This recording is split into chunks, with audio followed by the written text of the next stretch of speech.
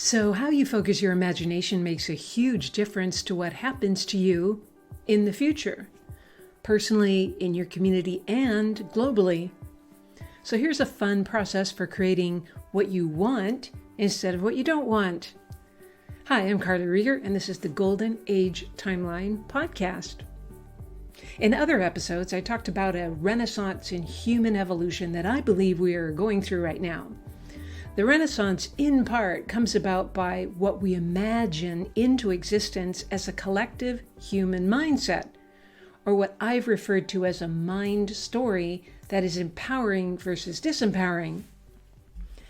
And as a leader, whether it's within your organization or your own business or just within your local circle, you do influence others just by how you're being.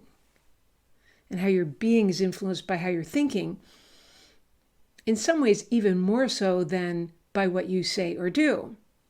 And since it's a universal truth that what you focus on grows, focusing on the life and the world you want is hugely important, as opposed to worrying, catastrophizing, and doubting that many of us do. Yes, take necessary precautions, but don't loop on things you don't want, as that blocks the manifestation of something better. Of course, I've talked about this on other episodes, but it's something I think we need reminding about often because it's just such a default habit for so many people to loop, worry, fret, doubt, be concerned, where you're imagining things you don't want to have happen.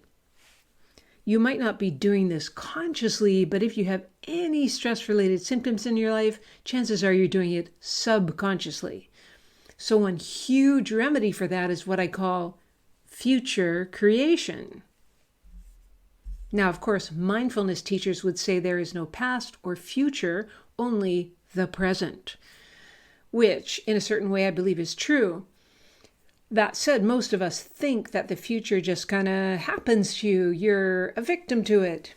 Maybe occasionally you plan for things and they sort of happen like how you wanted, but not totally. Who you are being in the present, however, totally affects your future. It sets you on a certain timeline. When your mindset or being state changes profoundly, say either much more positive or much more negative, you start heading often on a different timeline, and life manifests differently for you. You might have heard of the metaphor of setting sail from New York to London in the UK. And if you're off course just a little in the beginning, you'll end up way off course by the end, like landing in Portugal instead. So of course, our mindsets go up and down in frequency, but course correcting in a gentle but firm way is the key to getting to your destination. And that's why this show is called the Golden Age Timeline, because I believe we collectively affect the timeline we're on by how we focus our minds. And one reason I wrote the time travel fantasy HELIO was to give a possible positive future for humanity that explores this theory of timelines in a page-turning adventure. Heliotropous is a utopian society in another dimension or density level. They have their issues, but not like the kinds of things people here deal with, especially these days. And I noticed that many fantasy sci-fi books and shows are dystopian, where an Armageddon timeline is reinforced in the consumer of the material. And my research shows that conscious and especially subconscious minds, as a collective, help form reality. That might be why Hollywood, games, fiction books are multi-billion-dollar industries. We crave stories as much as we crave food sometimes. What better way to control someone than to give them disempowering possibilities to ponder on in story form? Yes, we write it off as mere entertainment, but are we contributing to an Armageddon age timeline by giving those kinds of stories our attention? Our attention is huge currency in the world of timelines. I think people are craving empowering stories with new and better possibilities for our future that are exciting and that manifest a world of abundance, health, peace, prosperity, positivity, community, and meaning. Yet so often the news and the stories we are fed are disempowering, all about scarcity, illness, conflict, negativity, disconnection, and meaninglessness. The fact that HELIO has won 4 book awards and that many other books with an empowering view of the future are doing well, I think shows that our consciousness is on the rise. We are wanting those kinds of stories because we know consciously or subconsciously that we need to help create the future of our choosing. So how much do we create our own reality? Is it 100%? Well, there's that old phrase, life's what happens when you're busy making other plans. I think that was a John Lennon quote. There is a co-creation going on at all times. Yes, your mind can and does manifest the future you want, but it's often never exactly how you envisioned it. There's lots of course correcting. There's the co-creation of humanity's mindset that you have to contend with. There's rarely a straight line towards the goals that you want. But that's perhaps the whole point of life. You set a goal, you have a longing, you have a vision, you have a driving force towards a certain goal, but then how you get there is a whole other thing. That's why you often hear people say to focus on the vision and let go of the how. We usually only know how an impossible seeming goal manifested in retrospect. For example, a colleague of mine worked in sales at a national health supplements company. He dreamed of starting his own company selling similar products, but designed in a way that he imagined, and taking the concept of the company to a whole other level. He kept trying to figure out how he would get there. How would he get the money? How would he learn all the skills necessary to set up and build a business? How would he stay profitable? How would he deal with all the challenges?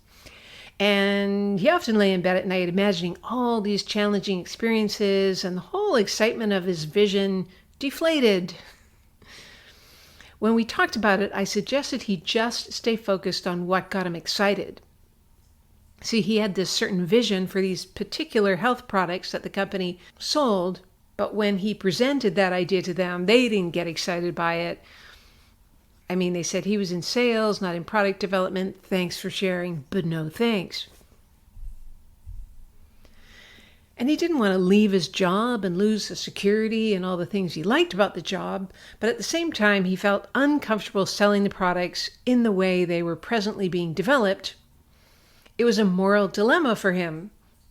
So I asked him to get really specific about what he saw happening with bringing this particular health product to market and how he would run a company like that. Tell me the whole story, which is what I'm talking about on this podcast. It's a form of future creation.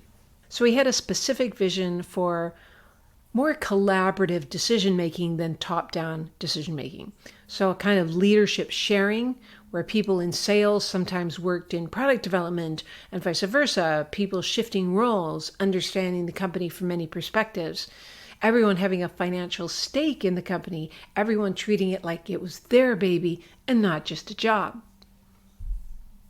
Now, he had a degree in herbal nutrition and loved researching all the different ways of cultivating, extracting, producing the supplements. And this made him a great salesperson because he really understood what went into making the products and why they were so much more beneficial than, say, a competitor's product. But the more he learned, the more he realized that the cost-efficient way they were creating the supplements was actually lessening the benefits to the end user. So he imagined his product being like one of the best in the marketplace. He imagined speaking on various platforms, bringing in whole new markets, finding ways of creating a very high quality product, but in an efficient and cost-effective and fair way. Most people said, you couldn't do that. But he started making copious notes, started getting really great ideas, all these ways he could make a company like that work. And he realized this time spent in future creation without needing to figure out how he gets there just yet made him very excited. His energy increased, his creativity increased, he felt more fulfilled, happier, more at peace on the job. And he did a better job. He wasn't sort of daydreaming about doing something else. Fast forward a few months later, and the owner of the company decided she wanted to sell. And she asked him if he was interested, because he'd come to her so many times with new ideas, which she kept rejecting. So to make a long story short, he managed to work out a deal with her whereby he bought the company over time, and he got an investor, and he got a business loan, and he now owns the company and is turning his vision into a reality, changing the way it was structured, the way the products are developed. And it never occurred to him to buy the company he was working for. Which was good, because if he kept focusing on the how, he would have just gotten himself stuck. He never thought she would sell in a million years, but in this way, he didn't have to build the whole thing from the ground up. He had lots of great relationships in place already, and all the systems and structures allowed him to keep bringing in income while he shifted things over. And he totally credits this focus on the end vision, this future creation, rather than how he would get there, for making that happen, because it opened the doorways in life to new possibilities. So, what is a dream you have for the future? A vision, a goal. It could be big or small. In fact, sometimes it's useful to start with a small goal. For example, pick a goal like losing 5 pounds. So you imagine the weight you will be when you've taken off 5 pounds, and maybe the inches lost, or maybe a pair of pants fitting less snugly. Just imagine feeling 5 pounds lighter, seeing the weight on the scale, but don't think about how you're going to get there. So you're not thinking about, I'm going to have to diet and I have to do a lot more exercise, but you just keep imagining the future you want. So don't make it like a huge goal, like 25 pounds in 2 weeks. Just, make it doable. The future you want, the future body you want. And then often what happens is you just naturally start eating less, moving more, or something about your future creation increases your metabolism. I mean, it's that weird a phenomenon. And you might have tried this with something simple like finding a parking spot. About 5 minutes before you arrive at your destination, you imagine a free parking spot close to your destination.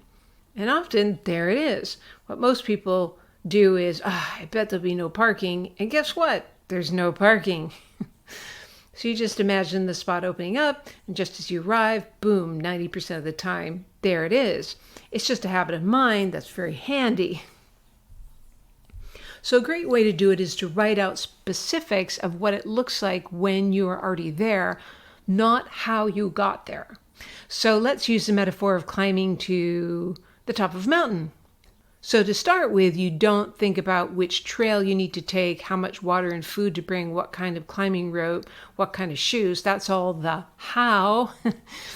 First, you just get emotionally connected to your why. Why are you doing this? Your ideal future when you get there. So you use all your senses.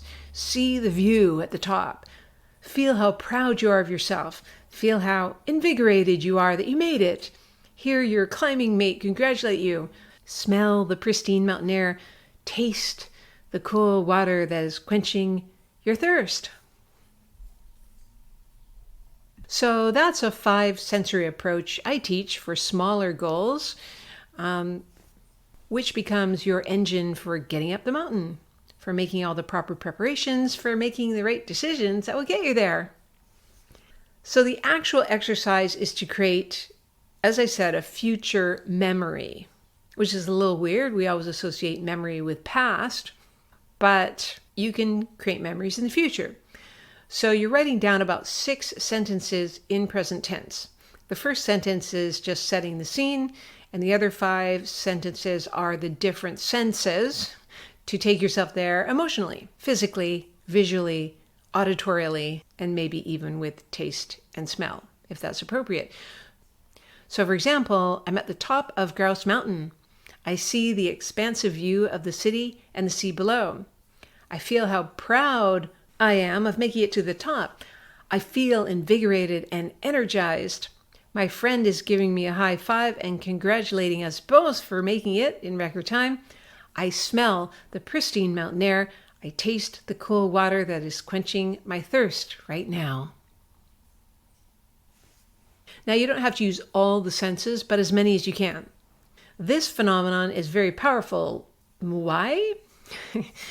Because you're programming your own subconscious mind to create it, to magnetize it towards you.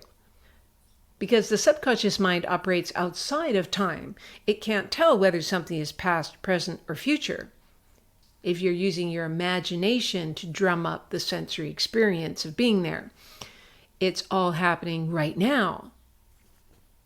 So if you connect deeply to a specific vision or goal achievement with your five senses, your subconscious mind goes into overdrive to match that vision with your external reality.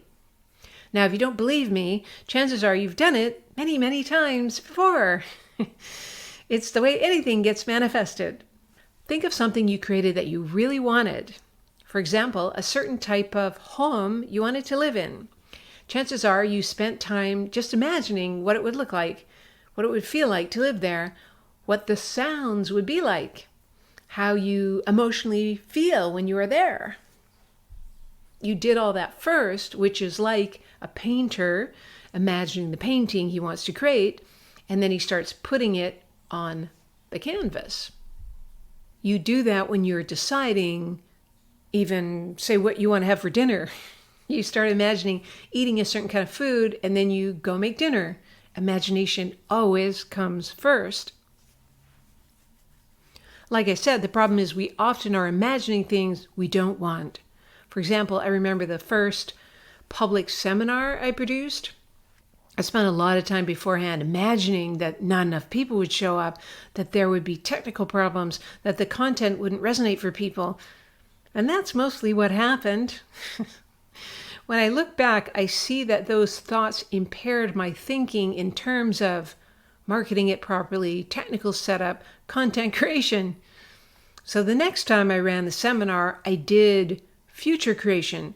I imagined the exact number of people I wanted to attend, the types of people, the technical smoothness of it all, the content really resonating with people, and going into specificity in my mind about all those things, like I'm there and it's happened, it's the end of the day and all that happened, it helped me think of ways of creating that. And it turned out much more like that the second time. Sure, I learned from mistakes from the first time, but I truly opened up my creative capacity by this future creation process.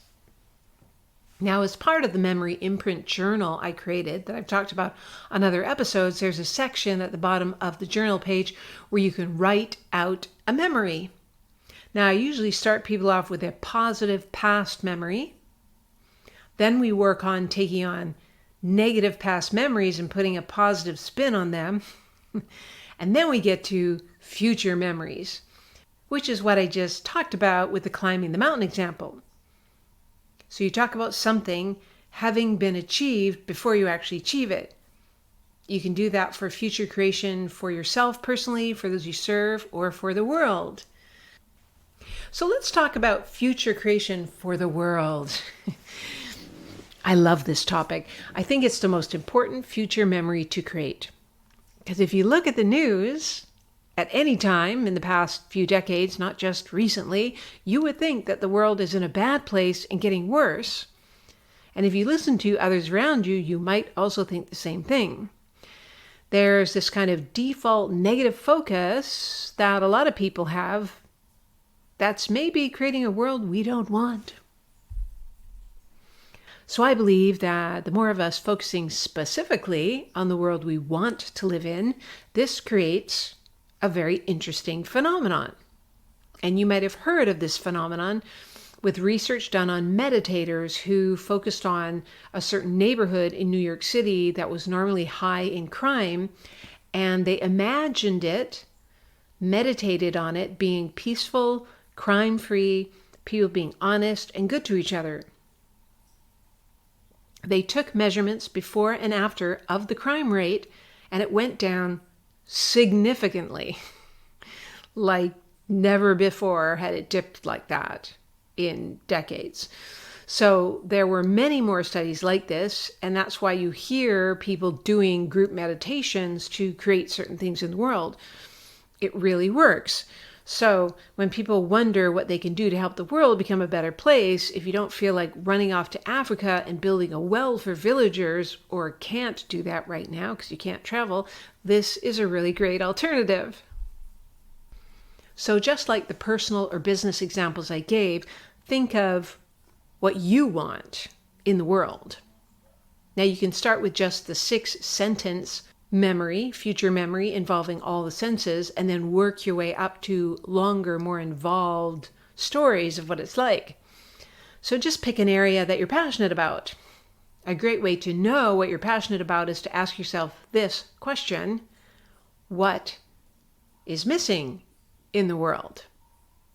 Your answer to that question could be as simple as, another dog park in my neighborhood is what's missing. Or as complex as a world where no one is starving and homeless. Or you could just get really general about a lot of things. For example, here's a more general overall focus. I am now living in this golden age where there has been a renaissance in human evolution. The world is restored to health. People have access to wellness that rejuvenates them and cures illnesses and disabilities in profound ways. People are free to travel, interact, build businesses. There's plenty of funding for businesses that make a big difference for humanity. People are free of debt.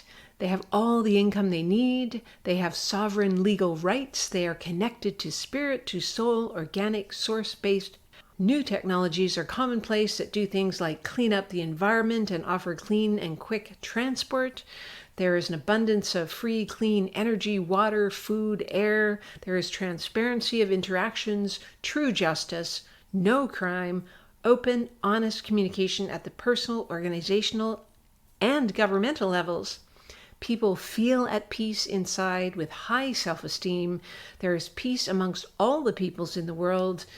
They have vibrant relationships with family and friends. All people are nourished with homes and transport. People do what they love for their careers and are thriving like never before. Animals and nature are well cared for. The arts in all areas of life are thriving again. People are cooperative and collaborative like never before. I love being here and playing a key role co-creating with others. So that's one way of doing it. So you can pick one area to focus on, your area of passion, or include it all in your vision. I believe anything you long for in this world is probably because it's meant to be that way. We aren't meant to live in a world where we really wish things were different. That just doesn't make any sense. To me, anyways. So try this on your own. Or if you want to check out the Memory Imprint Journal online course, it helps you reframe past stories, create future stories and memories, and it's a gratitude journal on steroids that only takes a few minutes a day. See the link in the show notes for the Memory Imprint Journal 30-day course, or just go to goldenagetimeline.com/shop and see it there. Also, you can get the novel HELIO TROPEZ on Amazon, spelled HELIO, next word TROPEZ. Or just go to goldenagetimeline.com and you'll see it there on the homepage. So a bit more about my private coaching. If you'd like customized help to shift inner blocks, and if you're an expert in a certain niche, business owner, or you want to be one, then you might be very interested in this. For the first time in a long time, I'm opening up my schedule for more private coaching clients to help them reinvent their lives and businesses. It could be an existing business you've had or a new one you're trying to get off the ground or take to the next level of excellence.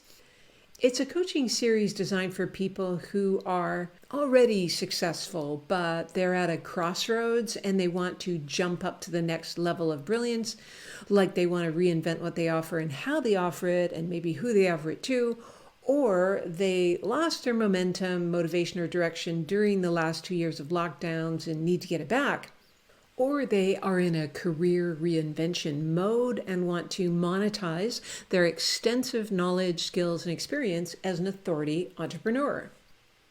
So it's by application only, as I only have room in my schedule for a few more people, and I want to make sure it's a good fit for both of us. And the only way you get to hear about this is if you're on our list or listen to my podcast. So if you're interested, apply soon. See the link in the show notes, as I've just put it out to my whole list. There's no obligation to apply. It's on a first come, first served basis. It just takes a few minutes to fill out and helps me see if what I offer would be a good fit for what you need. And if not, I will certainly suggest other resources for you once I see what your goals and issues are. Now, in case you don't know, private coaching is by far the quickest and best way to fast track your success. All people who are successful with their businesses, their reinventions, do this because it's so easy to get lost in the trees with your own offerings, process, beliefs. It really does require another set of eyes on your business, someone who's been there in the expert space successfully for over 20 years, like me. Someone who works at both the strategic and intuition levels, like I do, and someone to help you with both the external and internal obstacles to success, helping you see things you didn't see before, connecting you to resources, insights, people, opportunities you might never have known about otherwise, and giving you the kind of personalized attention and accountability that makes the world of difference when you're going through a challenging transition. So if you've been trying to transition and feel stuck, it might be that now is the time to reach out for help, either from me, if it ends up feeling like the right fit, or someone else. They say it takes a village to raise a child. Well, it takes a village to raise a business too. For example, many people's businesses got decimated over the past 2 years due to the lockdowns, or they left a career because it was no longer right for them, or the last 2 years brought them an opportunity that's been great, but now they're overwhelmed and need to restructure things so they work on their business instead of in it. So it's not this huge burden, but instead this joyful endeavor because of how they're now delegating, streamlining, and focusing it. So whatever category you fit into, there's an unprecedented number of people reinventing themselves right now. And quite frankly, it is hard to do alone. And so I'm here to help. I love doing this. It's been my area of expertise for over 20 years. As I said, this coaching is designed for people who are experts or want to become an expert, such as educators, speakers, presenters, information marketers, even commission-based salespeople, business owners, authors, bloggers, coaches, consultants, practitioners, that kind of thing. And as I said, it's by application only. It's a unique kind of program, and I want to make sure it would be good use of your time and money. It's for people who understand the value of investing in themselves and getting professional help to leap to the next level of success, like 10 times faster than trying to do it alone and making 10 times more than they would on their own. Now, there's no obligation to apply. You just fill in the quick questionnaire, and if we think it might be a good fit, we have a short Zoom interview to take it to the next level, and you can ask questions. We get to know each other. So if you know that you need that kind of personalized attention and accountability, do apply. Just see the link in the show notes. Okay, that's it for today. Please hit like, share, and subscribe if you haven't already done so, if you'd like to hear about other episodes or to help others find this material. And in the meantime, enjoy your future creations. See you next time.